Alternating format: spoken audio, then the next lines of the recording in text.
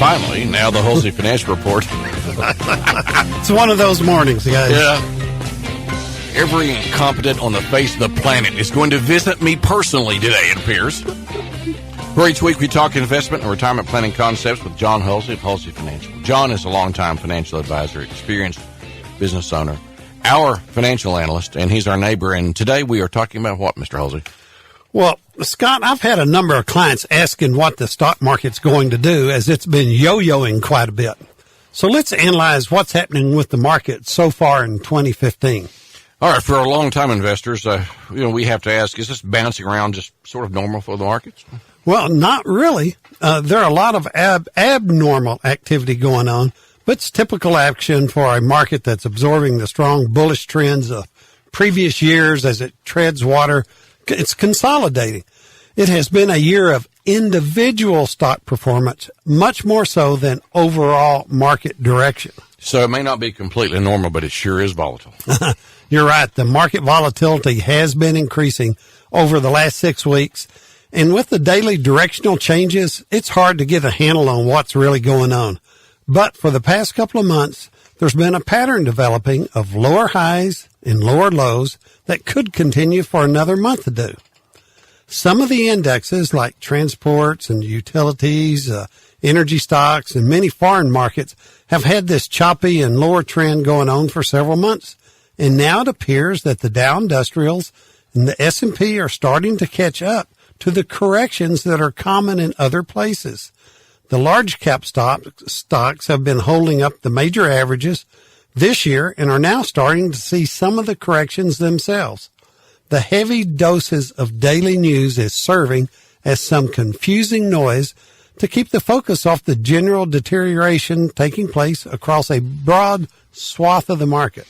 So what all the talk about a Fed hike? I know it dominates the media. Is that what may be causing all the volatility? Well, the fact is, Scott, the fear of rate hikes has had the attention of the media and investors for 3 years now, and we've been wrong for all 3 of those years.